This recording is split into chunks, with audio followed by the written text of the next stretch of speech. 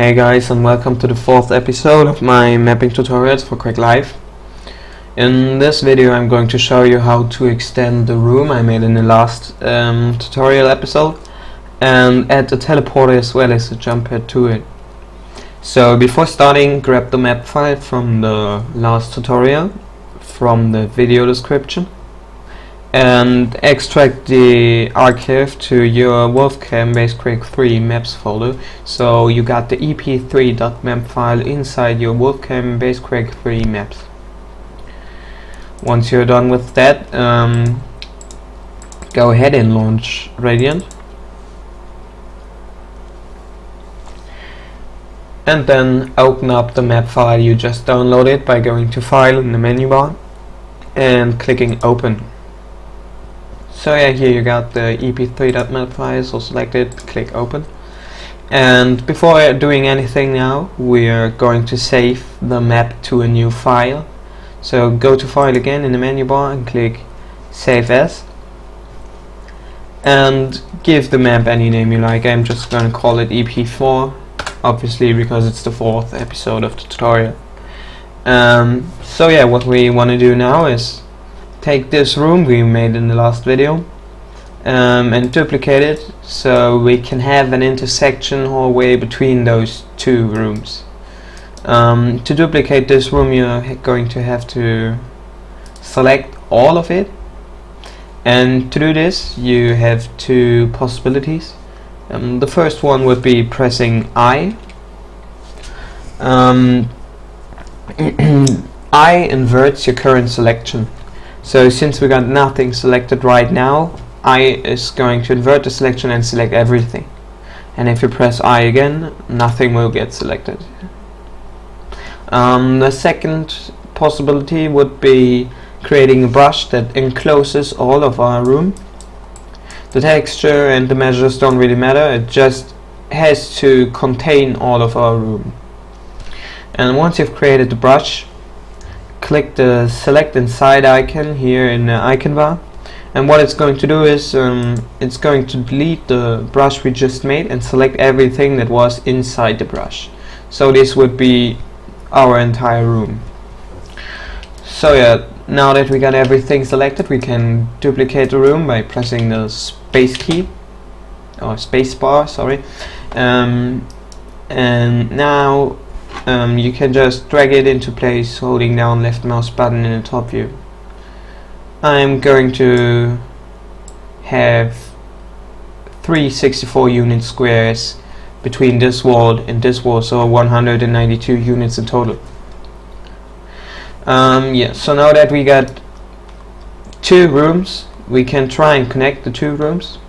To do this, we are going to have to make some space in this wall. No, in this wall, sorry. And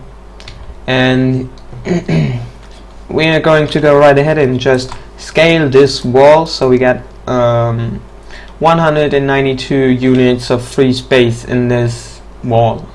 192 units is pretty common and good size for doorways, but then again you could also go down to 128 units depending on how you want it, really, because on tighter corridors you will have some weapons like the plasma gun or the rocket launcher be more effective just because players inside smaller corridors have less room to dodge your shots, you know. So yeah, go ahead and scale this.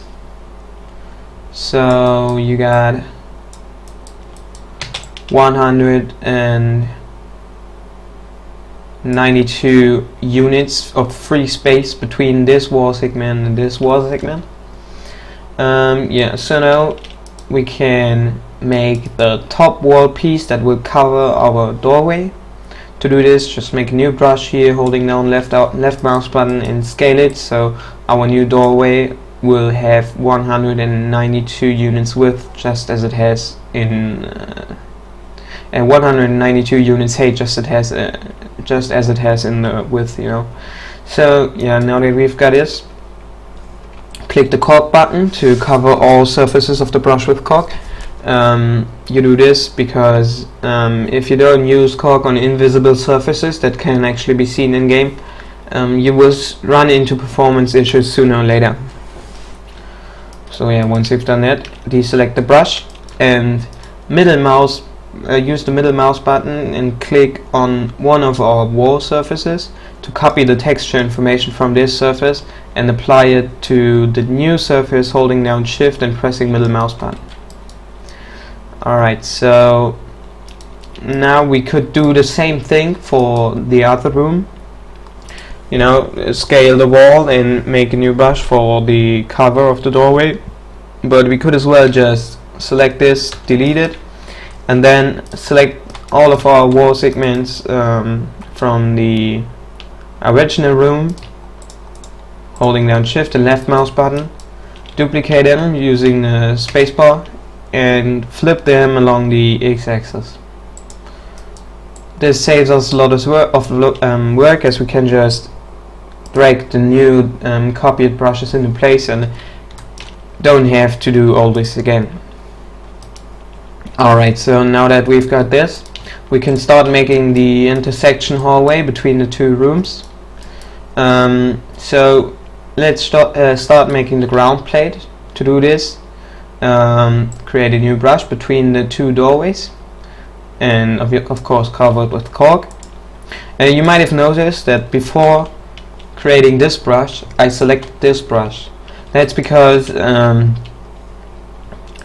when you draw a new brush, Radiant is going to remember the measures of the last brush you had selected. So if I select this wall and create a new brush, you see the brush is going to have the same height as the wall. And if I select our floor and create a new brush, the new brush is going to have the same height as our floor. And the same goes for the sky, basically, you know, and everything else. So yeah, if you create a new brush here to connect those rooms, you might want to select the ground plate of the rooms real quick, just so you can save the steps of scaling the new brush and dragging it into place. Alright, so let's texture our new intersection by middle mouse button clicking onto one of our floor surfaces in the rooms and pasting it on the new onto the new surface with shift and middle mouse button. So you can see now this spawn point is in a really unfortunate position, so I'm going to go ahead and move it a bit to the side so it's not right in the middle of the doorway. Yeah, so now that we got our ground plate, we can move on and make the walls. So before making the new brush for the wall, make sure to select one of these. So Radiant is going to remember the brush height for the next brush we are going to create, and just make the brush to fill this gap between the two rooms. And you can see this now has the same height as the rest of our walls. Alright, so cover it with cork and apply textures to it by copying the texture from the walls using middle mouse button and paste it with shift and middle mouse button. So yeah, so we can just copy this brush now, hit the space bar and flip along the y-axis and move it over so it closes the other side of the hallway, and then texture this like we did before with middle mouse button and shift and middle mouse button. And we got pretty much all of our intersection done. You see we got still a few visible carved surfaces here. We are going to have to take care of those and also seal off this intersection from the void. As you've learned in the last video, you need to seal off your map from the void, because otherwise the compiler will complain and the map will look all weird when you start it. So yeah, I'm going to select this part of our ceiling in the original room and make a new brush here that covers the gap in the ceiling of our intersection. Yeah, of course use the cork button, and then I'm going to select all of these surfaces here, and yeah, to select multiple surfaces, in case you forgot, you use shift, control, the alt key and left mouse button. So yeah, what I'm going to do is I'm going to give those a new texture. So go to the textures menu and go to base and base wall and use T to bring up the texture browser, and select one of those textures here. I'm just going to go for cobalt gray. Alright, that's pretty much it for our intersection. You see we still got two cork surfaces here. I'm just going to copy this texture from the wall using middle mouse button and paste it with shift and middle mouse button on both of these. Alright, so we got those two rooms connected now, and we can move on to making jump pads and teleporters. Before I'm doing that, I'm going to delete all of the stuff in this room, the rocket launcher and the two health bubbles, just they don't get in the way. So yeah, select those using shift and left mouse button and hit backspace to delete them. Alright, so I'm going to add a new kind of platform to this room, to add a vertical element that is only reachable by our jump pad or the teleporter. So yeah, create a new brush, give it any height. I'm going to go for 128 units, covered with cork.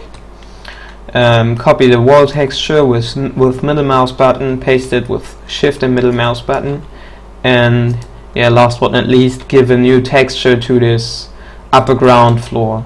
I recommend you use different textures for different height levels, just because that makes it easier to navigate on your map and it makes it easier to learn the map. So yeah, go to the textures menu, select the base category and go for base floor and choose any texture you like. Really, I'm just going to go for metal bridge 06 and use this. So yeah, now that we've got our ledge created, let's go ahead and make a jump pad. Jump pads and teleporters in Quake Live consist of two elements. That would be, on the one hand, a trigger, and on the other hand, a target. So the trigger is what launches the jump pad, for example. It's the thing that pushes you up. You can imagine it like this. So you will have to make a trigger to make the jump pad work, but you also need a target to know, to make the game know where the jump pad is supposed to launch you, or where it's supposed to bring you, and how far it is supposed to push you up, you know, stuff like that. So before going into that stuff though, we are going to make a ground plate for our jump pad. So I will just create a new brush here, 8 units high and yeah, I don't know, 96 units wide. So it's just a square really. Note that it's important you convert this brush into detail. Now you might ask, what is a detail brush and what the hell are you talking about? It's pretty simple. There are two types of brushes in Quake Live. There are on the one hand structure brushes and on the other hand detail brushes. Just keep in mind that you should use structure brushes only for the hull of your map and the parts of it that are blocking lines of sight or are important for the hull, you know. So anything else really should be a detail brush. As the name says, all detail on your map should be a detail brush. So to convert a brush to detail, hold down Control and press M. You can see now the brush disappeared. That's because I got the detail brush filter enabled. You can see here on in the view menu, in the menu bar and filters, I got details filter. So if you disable this filter, you will see the brush reappears. You can quickly toggle this by pressing Ctrl and D. So Ctrl and D for detail is going to filter detail brushes. So I'm going to make this detail and make this detail as well. So hit Ctrl and M to convert this to a detail brush. Hit Ctrl D to see what you currently converted to detail and what you haven't converted to detail. So you can see the hull of the room is still structural, but those elements that are not really important for sealing off the map from the void are converted to detail. Alright, this is related to a few technical aspects of mapping. You don't really have to understand it now, just really try to make everything that is not important for sealing of the map from the void detailed. So now that we've done this, select our jump pad ground plate and hit the cog selection button. Yeah, and select all sides of it and apply a new texture to it. I'm just going to go for textures, base, and base floor. Press T to bring up the texture browser, and I'm going to use this claim floor here, the danger floor. Close the texture browser and press escape to deselect everything, and afterwards select the top surface of the brush, go to the textures menu, and now choose the SFX category. The SFX category contains a lot of shaders with special effects, like, you know, jump pads and fog, and you can see torches and light beams and whatnot, you know, a lot of stuff. So you can see here there are a bunch of base jump pads. I'm just going to go for bounce concrete. Here again, make sure the thumbnail you select has a white outline, so you are actually using a shader and not only a texture. So I'm going to go for bounce concrete, select it, and now you can see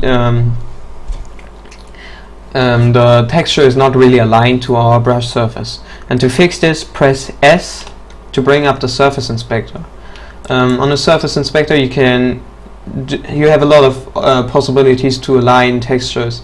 I'm not really gonna go into it now. I'm just going to tell you you can fit textures on the surfaces using this dialog here.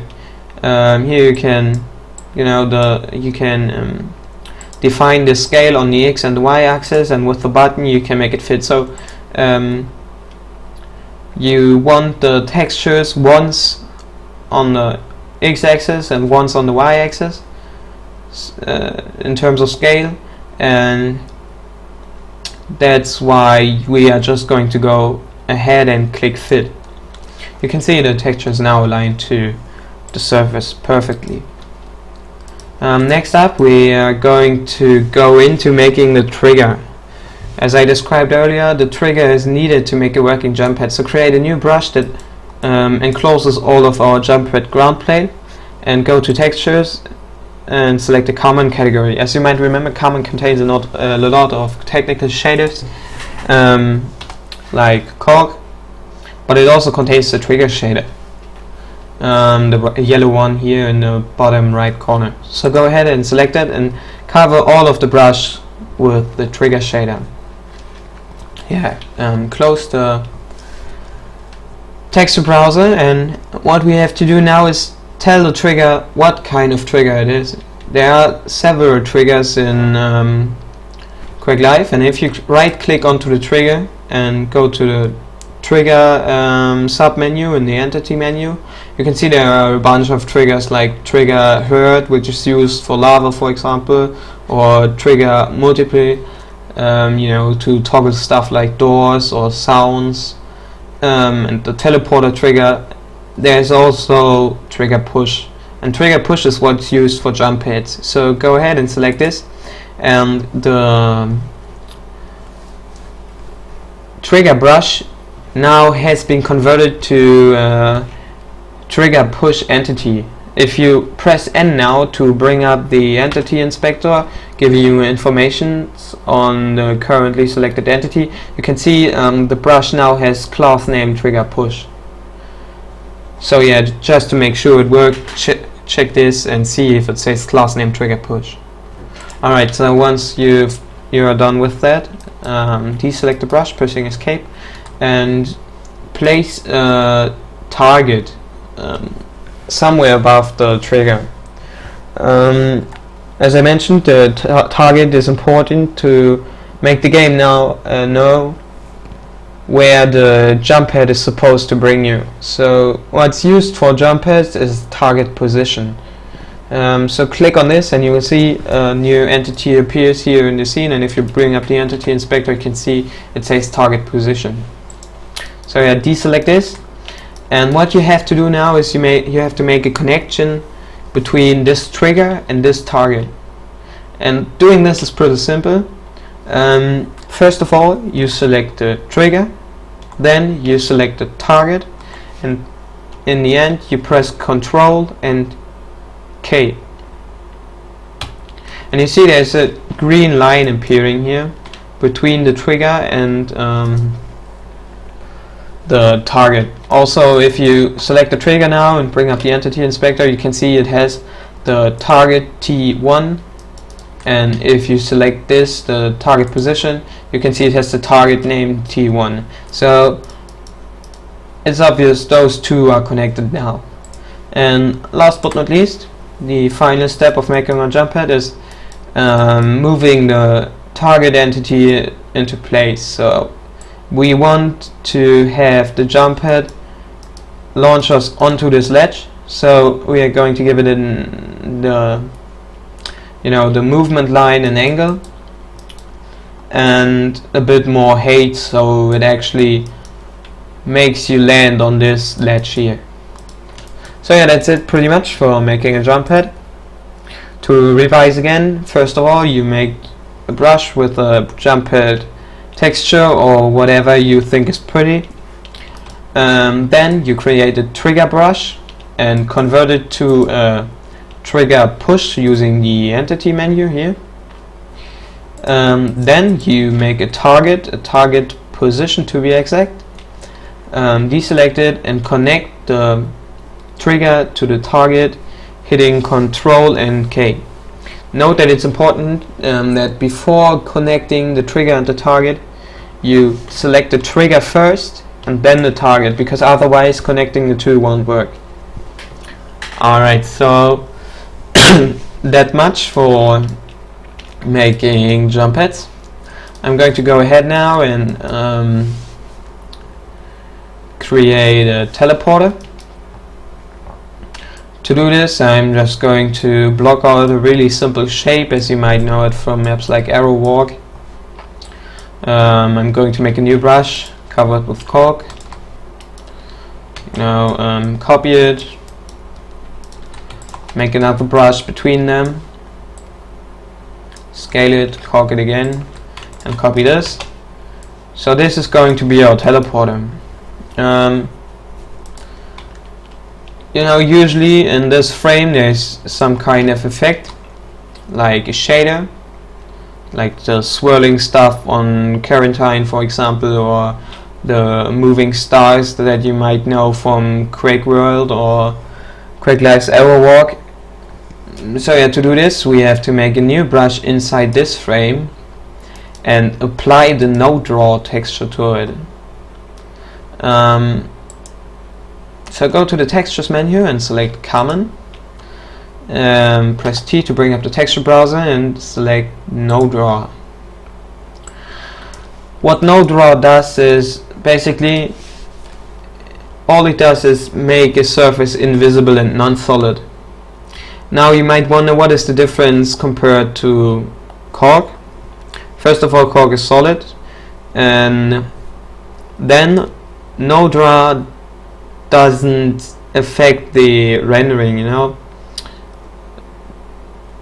just because it's non-solid. But it's not really important now. Just keep in mind that whenever you want to use a shader, as we are going to do in just a minute, you use no draw. So to apply the actual effect to this, select the front surface of the no draw brush, go to the textures menu and choose the SFX category. Press T to bring up the texture browser and select the teleporter texture. They are almost at the bottom of the whole texture category. I'm just going to go for portal new and close the texture browser and press escape. Now our teleporter frame still needs a texture as well, so select all of those. Yeah, you can select the select all surfaces that are actually visible.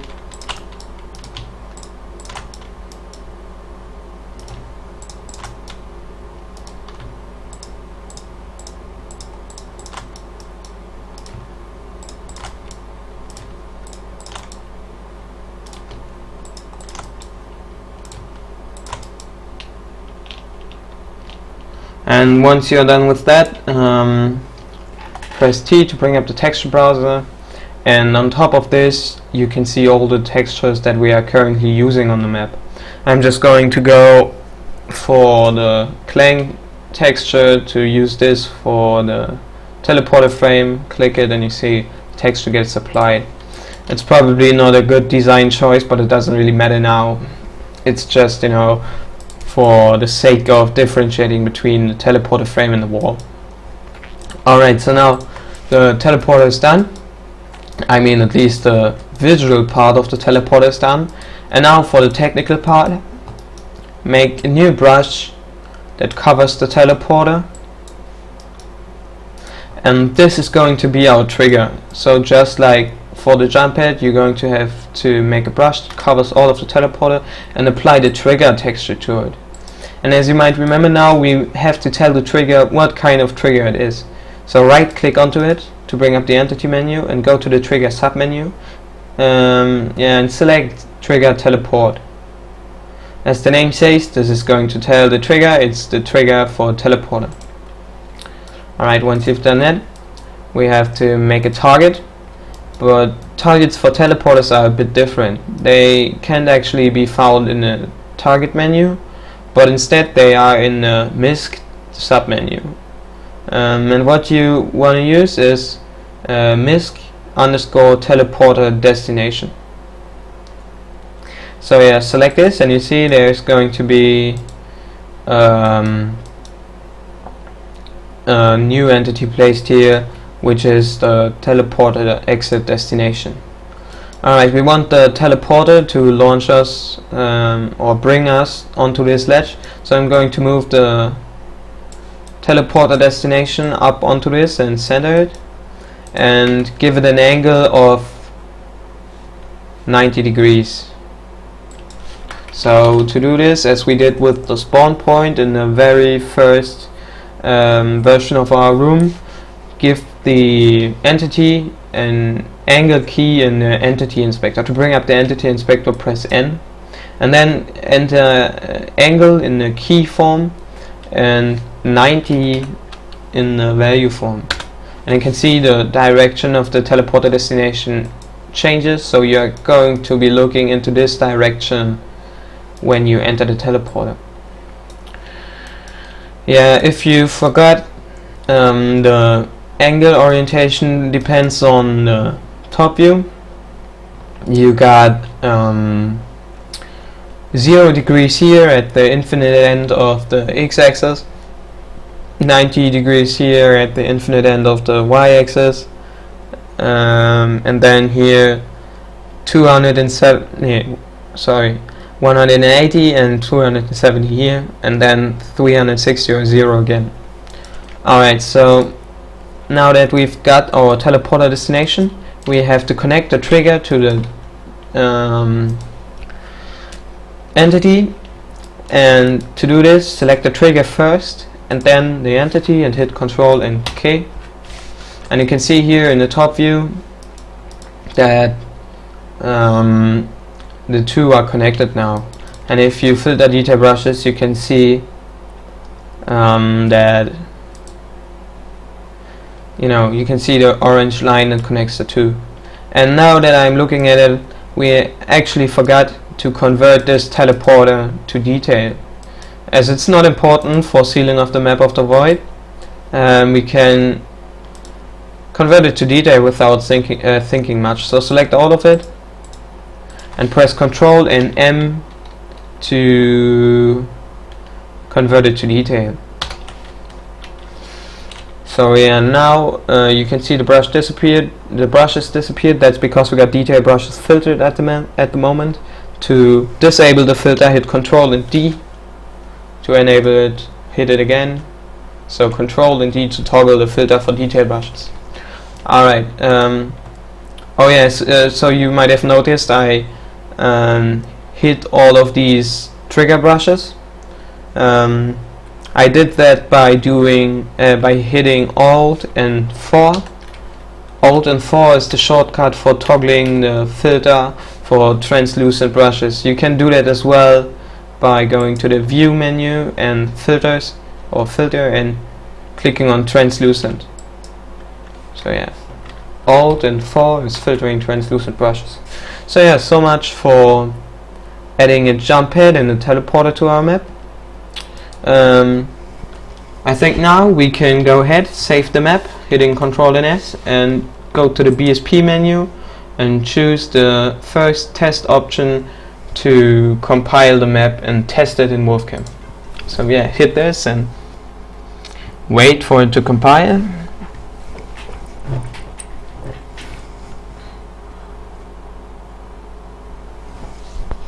And once it's done, go to your Wolfcam folder, open up Wolfcam,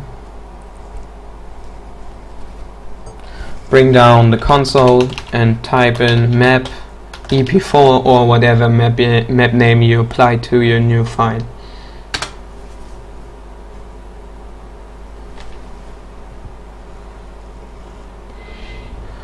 Alright, so we spawned in our original room. You can see here's our rocket launcher, the 25s, and over there behind the intersection between our rooms you can see the jump pad with the shader, the nice blinking effect and the light it causes, as well as the teleporter shader, which seems to be a bit bugged. I don't know what's up with it. However, so yeah, you can now go ahead and try the jump pad you've made. Just walk onto it, obviously, and it's going to bring you up.